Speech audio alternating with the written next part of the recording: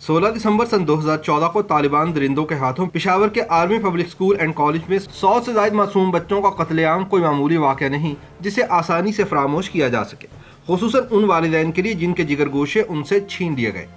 हमले में शहीद होने वाले बच्चों के वालिदैन आज भी अपने लाडलों को याद करते हैं और उन लोगों को कोसते हैं जिनकी गैर जिम्मेदारी की वजह से इतना बड़ा वाक़या रूनुमा हो गया। सानहे के बाद army public school and college की दीवारें ऊंची कर दी गई, उन पर खारदार तार भी लगवा दी गई। स्कूल के अंदरूनी और बैरूनी रास्तों पर चौकस पहरा लगा रहता है।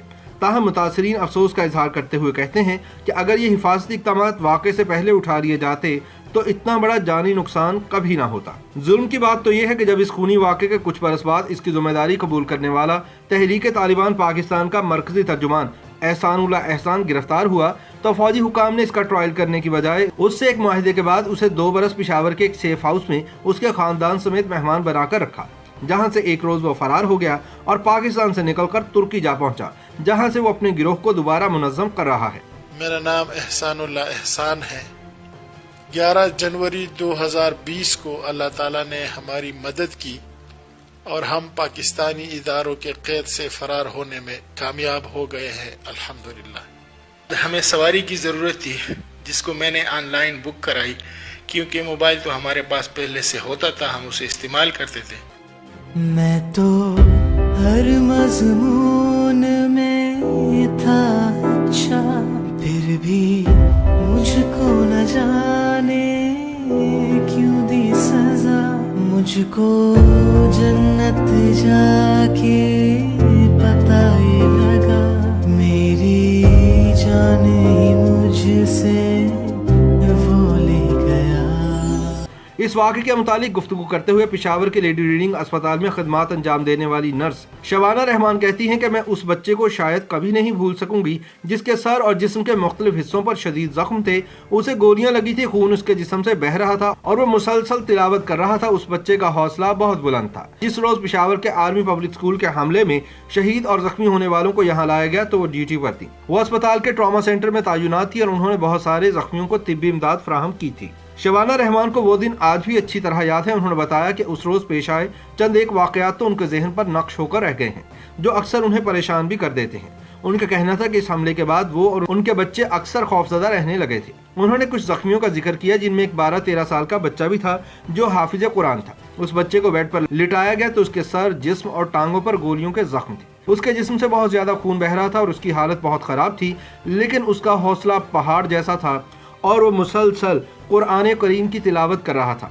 शबाना रहमान ने बताया कि डॉक्टर और स्टाफ उस बच्चे का इलाज कर रहे थे, लेकिन वो खामोशी से सिर्फ तिलावत कुरान पाक करता रहा, यहाँ तक कि उस बच्चे की रूह परवाज कर गई। शबाना का कहना था कि वो उस बच्चे को आज भी भूल नहीं पाए। शबाना ने बताया कि उनकी जिंदगी में यह ऐसा पहला वाकया था जिसमें एक मरते हुए बच्चे ने इतनी बहादुरी का मुजाहरा किया हो। नर्स शबाना रहमान के लिए वो दिन कैसा था, आइए उन्हीं की जुबानी सुनते हैं। शबाना कहती हैं कि वो सुबह अगरचे एक मामूल की सुबह थी और हम सब स्टाफ मेंबर ट्रॉमा सेंटर में मौजूद थे जब अचानक इत्तला आई कि army public school and college पर हमला हुआ है और जख्मियों को अस्पताल लाया जा रहा है। हमने इसके लिए तैयारियां शुरू कर दी और मतलूबा सामान स्टोर से ले आए।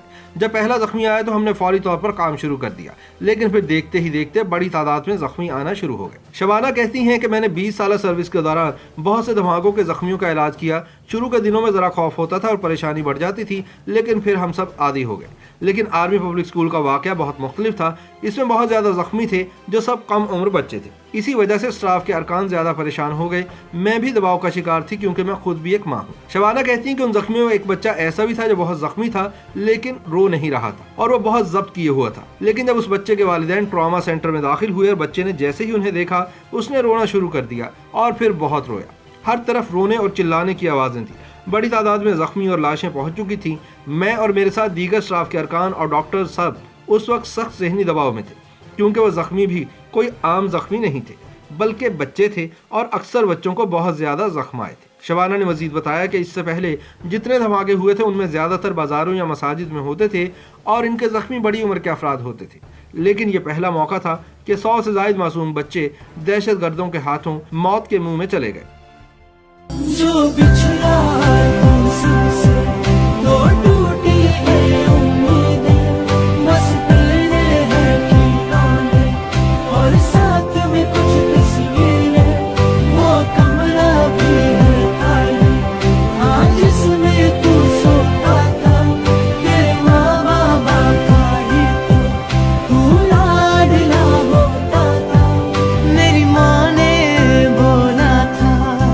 बिछड़ जो जाते हैं, हाँ एक दिन वो फिर से जन्नत में मिल जाते हैं।